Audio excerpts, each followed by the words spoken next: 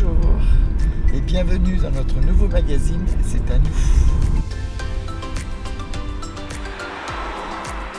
Aujourd'hui, pour notre premier numéro, nous vous emmenons au cœur de la Dombe, dans le village de Bouligneux. Nous avons rendez-vous avec Monsieur de Villeneuve, qui est le président de l'AREB, l'association pour la restauration de l'église de Bouligneux. Il nous ouvre les portes de cette église et il va tout nous expliquer.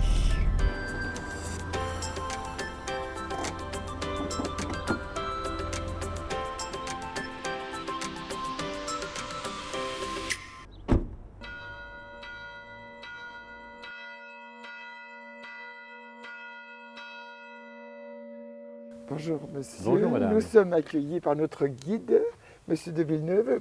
Pouvez-vous nous expliquer succinctement l'histoire de Bouligneux?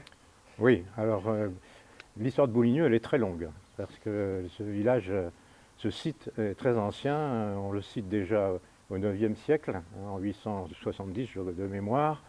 On cite l'église en 940 dans un cartulaire de Cluny, donc vous voyez que c'est un site très ancien. Ce village a cette particularité d'avoir deux monuments historiques, le château et l'église. Son originalité, c'est qu'il est resté dans ses limites telles qu'elles étaient depuis le Moyen-Âge. Comparé à un cadastre napoléonien, on est exactement dans la même configuration. Probablement d'ailleurs que le village était la basse-cour du château qui était lui-même précédé par une poife. Aujourd'hui, nous nous intéressons à l'église de Bouligneux qui date de quelle époque? Alors, elle est citée déjà en 940 dans un cartulaire de Cluny. Et on peut dire que les murs qu'on voit là aujourd'hui sont du XIIe et qu'on a une configuration romane au départ, avec des ajouts à d'autres époques. C'est une longue histoire en fait. Oui. Il y a eu des ajouts de chapelles au voilà. nord et au sud. Voilà, la plus ancienne c'est celle qui se trouve Au nord. à gauche. Et cette chapelle a été fondée en 1406 par Pierre de la Palue. Et il est enterré encore là avec sa femme, Marguerite de Montchenu. Il y a une belle dalle funéraire qu'on pourra voir. D'accord.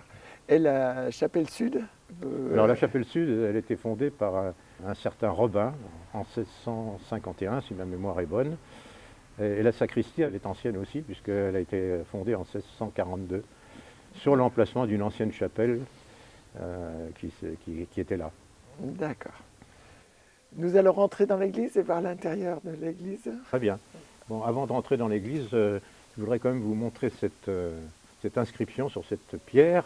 Alors on l'a découverte à l'occasion de la restauration, puisque tous ces murs étaient couverts de ciment. Alors d'abord, elle est en écriture anciale et en vieux français. Elle dit « Après 1230, ajouté 25 ans, il advint à celui qui ici gît de retourner là d'où il vint. » Voilà, je trouve que c'est une belle formule. Alors, on va pénétrer dans l'église. On pénètre dans dans l'église. Au l'église. passage ce porche roman qu'on peut dater du 11e, fin 11e, début du 12e siècle. Vous voyez cette archivolte à palmettes. Alors le tympan au centre a disparu, il était soit peint, soit sculpté. Voilà. Et remplacé par un vitrail. Et remplacé par un vitrail, tout à fait. Au 19e. D'accord.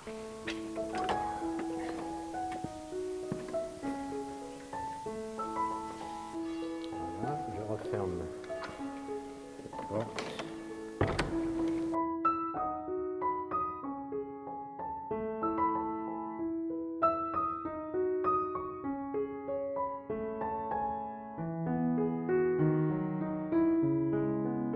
Quelles ont été les différentes restaurations au cours des siècles? Cette église a été restaurée au 19e d'une manière importante. C'est-à-dire qu'on a couvert à l'extérieur tous les murs de ciment. À l'intérieur, vous pouvez le voir aussi ici, on a cimenté tous ces murs. Alors esthétiquement, d'une part, c'est très laid. En plus de ça, sur le plan sanitaire, c'est très mauvais puisque ça favorise les remontées d'humidité dans les murs. D'accord, mais en 2003, vous créez une association? Et l'objectif de cette association, c'était de restaurer l'église qui, comme je l'indiquais tout à l'heure, avait été dénaturée par le ciment dont on l'avait couverte. Donc on crée cette association en 2003 Et après, le chemin était long. Il a fallu arriver jusqu'à 2013 pour commencer effectivement la restauration.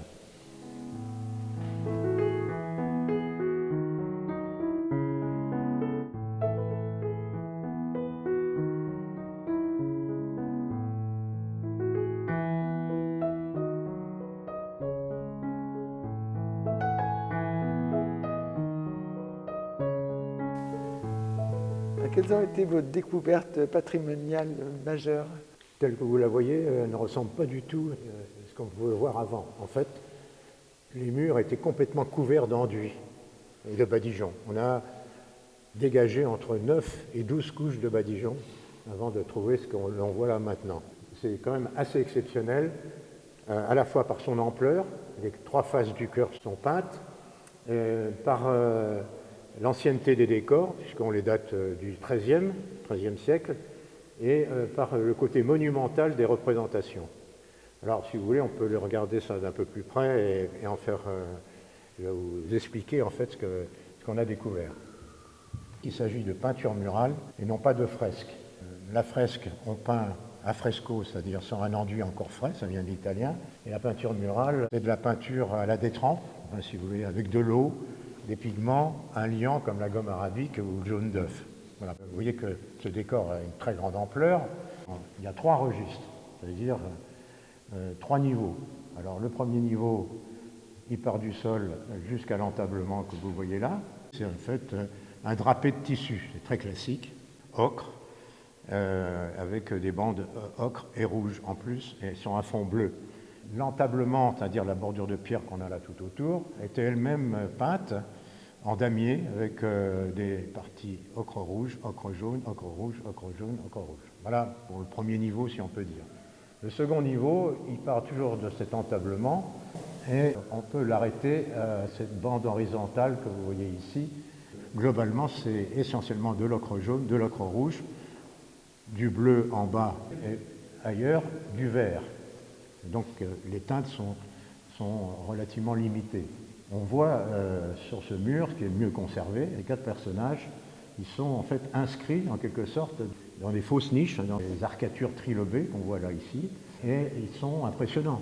Ils sont impressionnants d'abord par leur taille, ils font 2,30 m de haut, et les visages, l'expression des visages, vous voyez que c'est des personnages hiératiques, hein, ça rigole pas beaucoup, il faut le dire, mais c'est très impressionnant.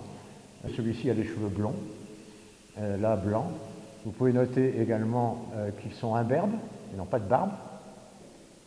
Voilà pour la description de ce mur sur ce registre-là, sachant que ces 4 personnages-là, on retrouve également 4 personnages sur l'autre face et 4 personnages sur l'autre face également.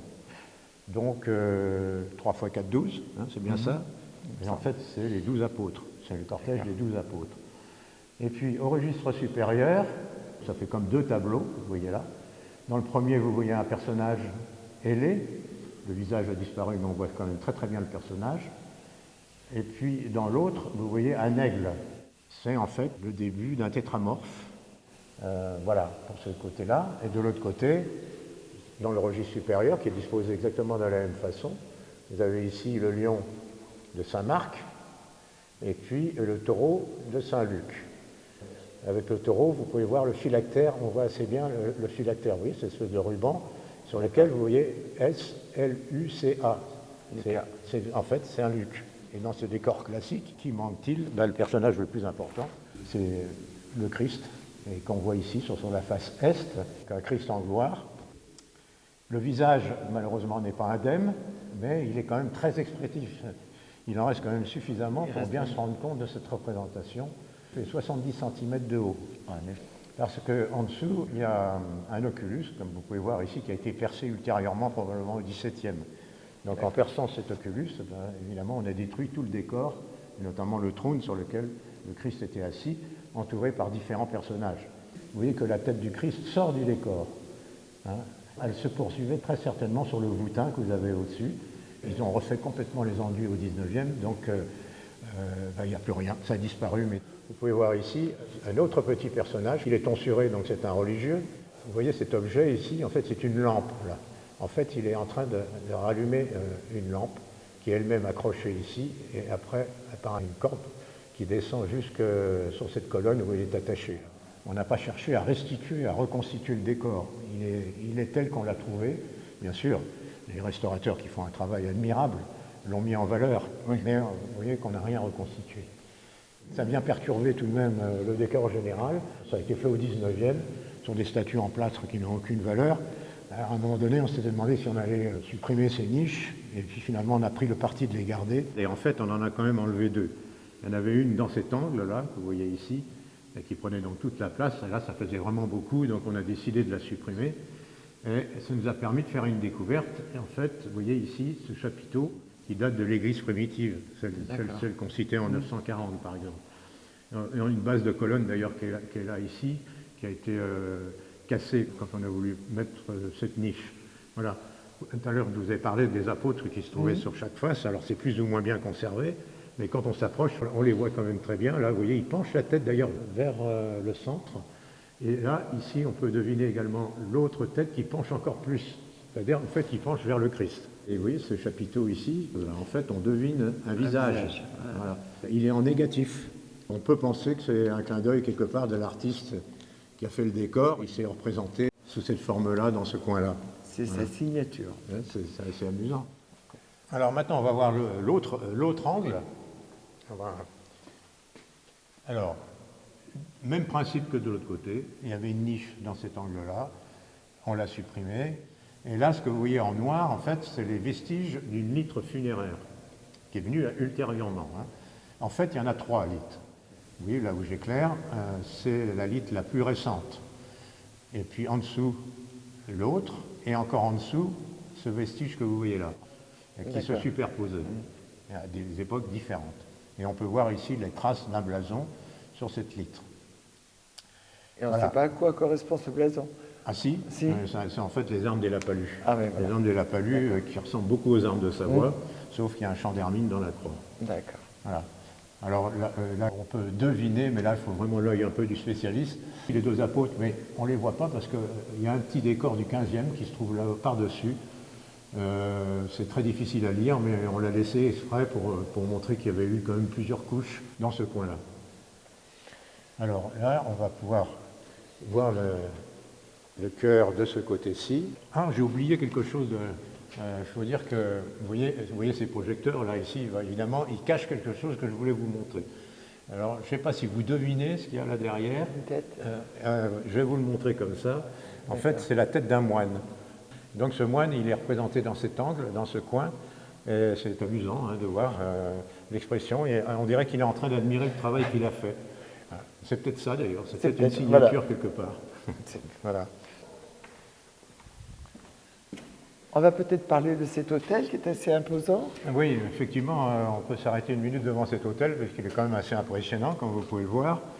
Vous ne savez peut-être pas dans quelle matière il est fait. Non. Il est en fonte. Impressionnant. Voilà, c'est un hôtel néo-gothique. Évidemment, ce n'est pas du tout de la même époque que les peintures, mais il est assez impressionnant. Vous voyez, dimension qui n'est pas commune, et en plus de ça, on n'en connaît pas d'autres exemplaires dans le département. C'est vraiment une originalité.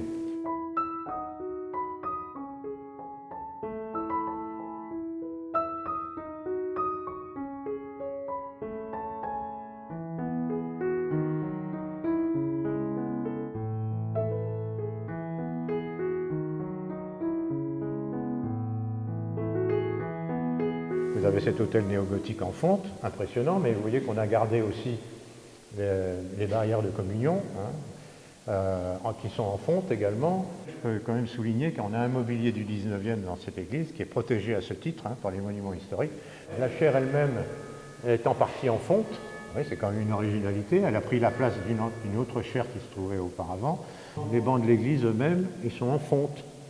Donc, c'est tout un ensemble mobilier de la même époque qui est protégé, donc, comme je le disais, par les monuments historiques.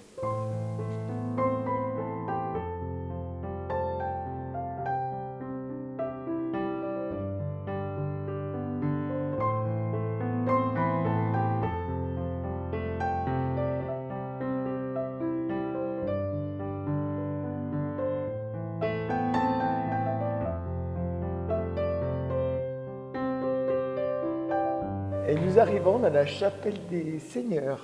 Voilà, en effet, c'est la chapelle nord qu'on appelle la chapelle des Seigneurs. Alors cette chapelle, elle a quand même plusieurs centres d'intérêt. D'abord, parlons de celui qui l'a fondée, Pierre de la Palue. Il l'a fondée en 1406. Sa sépulture est ici. Vous voyez cette pierre tombale qui est un peu fatiguée, c'est vrai, mais elle le représente avec sa femme Marguerite de Montchenu. Bon, les Lapalus, c'était une famille importante de la région, ils étaient seigneurs de Bouligneux. Il est représenté en armure, il porte un surcot avec ses armoiries, et puis Marguerite de Montchenu à ses côtés. Là en creux, on a leur tête et les mains jointes, et ça c'était probablement en métal, en cuivre à l'origine, peut-être en marbre, et en tout cas ça a été enlevé à la Révolution. Marguerite de Montchenu, on voit que sa robe elle comporte comme des entailles dans le tissu, et en fait c'est un clin d'œil, si je puis dire, c'est des armoiries. Elle portait une bande vivrée, c'est-à-dire une bande qui est en dentelle comme ça. Lui, il a les pieds sur un lion, la bravoure, et elle sur un chien, la fidélité.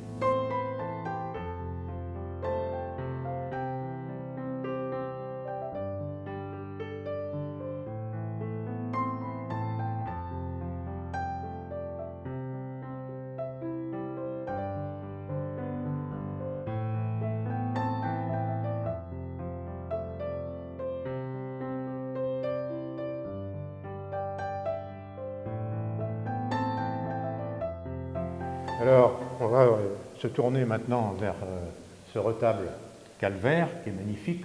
Avant Restauration, on ne voyait pas toute la polychromie qu'on voit là aujourd'hui. C'était couvert de plusieurs couches de peinture, notamment une dernière couche de peinture au 19e au plomb très épaisse qu'il a été très difficile d'enlever. Vous voyez que ce sont des très belles sculptures. Ça représente le Christ en croix. À ses pieds, il y a la Vierge éplorée et Saint Jean. Et sur les côtés, vous avez ici le mauvais larron. Vous voyez que c'est le diable qui extirpe son âme. Alors, regardez les griffes sur le torse. Et là, c'est le bon larron. Alors là, c'est un ange, pour le coup, qui va présenter son âme. Voilà, vous voyez cette représentation qui est très belle et qu'on a la chance d'avoir pu conserver malgré la Révolution, puisque à Bouligneux, tout ce qui est religieux n'a pas été touché. Vous retrouvez cet hôtel gothique, la néo-gothique, qui a pris la place d'un ancien hôtel tombeau. Donc si on a encore le retable calvaire du XVe, on a perdu l'hôtel du XVe, et surtout la représentation, Pierre de la Palue était représenté à genoux, les mains jointes, avec son saint patron derrière, et sa femme de même, lui faisant face, dans la même position, les mains jointes à genoux. Et ça faisait un magnifique ensemble qui a été perdu bêtement au XIXe. Vous pouvez admirer également un tétramorphe à nouveau, la polychromie sur les phylactères, et il y a les inscriptions. Donc ici vous avez Saint Matthieu, vous voyez, la mêlée.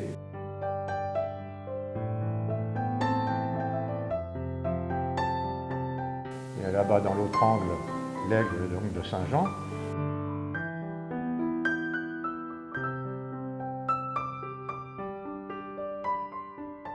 Le lion de Saint Marc.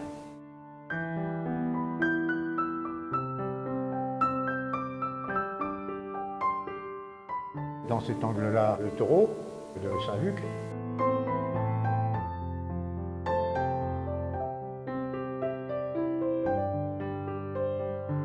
Alors c'était une chapelle funéraire, il n'y avait pas énormément de décors. Mais au XVIIe, Jean de la Palue a réembelli la chapelle. C'est pour ça qu'on trouve les vestiges de ces décors à Valus.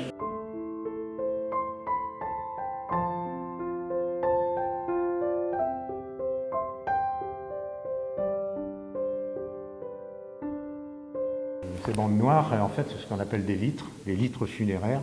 Comme son nom l'indique, c'était en fait pour porter un deuil. Donc il y avait aussi des tissus. Alors en fait, tout le monde ne pouvait pas faire ça. Le seigneur du lieu pouvait le faire. Alors selon qu'il était plus ou moins important, on pouvait mettre toute l'église en deuil de cette façon, ou qu'une partie, sa chapelle par exemple. C'était pas destiné à rester, ça devait en rester en général 1 an, donc c'était une peinture très légère. Et après, une fois le deuil terminé, on remettait tout en blanc. Donc là, par exemple, dans cette chapelle, on a 3 litres superposés. On n'en a montré qu'une, les autres, elles existent toujours, mais elles sont sous le blanc. Et les révolutionnaires ont gratté les blasons. Donc c'est pour ça que vous voyez ces traces comme ça. Il y en a partout en fait, mais là on les a laissées telles qu'on les a trouvées. Voilà. Alors si quand même, ces épitaphes ici, celle-là est en latin, ça c'est de 1641. Adieu très bon et très grand. François de la Palud, seigneur de Bouligneux, commandant du régiment de Bourgogne, gît ici. Qui il fut, si tu me le demandes, je te le dirai brièvement. Admirable par sa piété, remarquable par sa vaillance, pour sa naissance, on ne peut pas douter qu'elle fût des plus grandes. En effet, les Varambons et les Varas, dans les lignées paternelles, les princes de Thiange dans la maternelle, faisaient partie de la plus haute noblesse, chez les Sébusiens et les Éduins. Sa piété était attestée par ses actes et ses paroles, sa vaillance l'est par les combats de Sedan au cours desquels il combattit avec ardeur et une extrême loyauté. Criblé de blessures, il mourut le 6 juillet 1641, âgé de 23 ans. Jean de la Palud, chevalier comte de Bouligneux, et Gabriel de Damas, pleurant leur fils très cher, contre leurs vœux et leurs espérances arrachés des vivants. Monsieur de Villeneuve, nous vous remercions pour cette visite très intéressante de cette église de Bouligneux. Oui, bah écoutez, moi j'étais ravi de vous la montrer. Et comme vous avez pu le constater, je suis assez enthousiasmé par ce qu'on a trouvé. Normal. Et donc très, très heureux de pouvoir le montrer. Voilà. Nous vous remercions.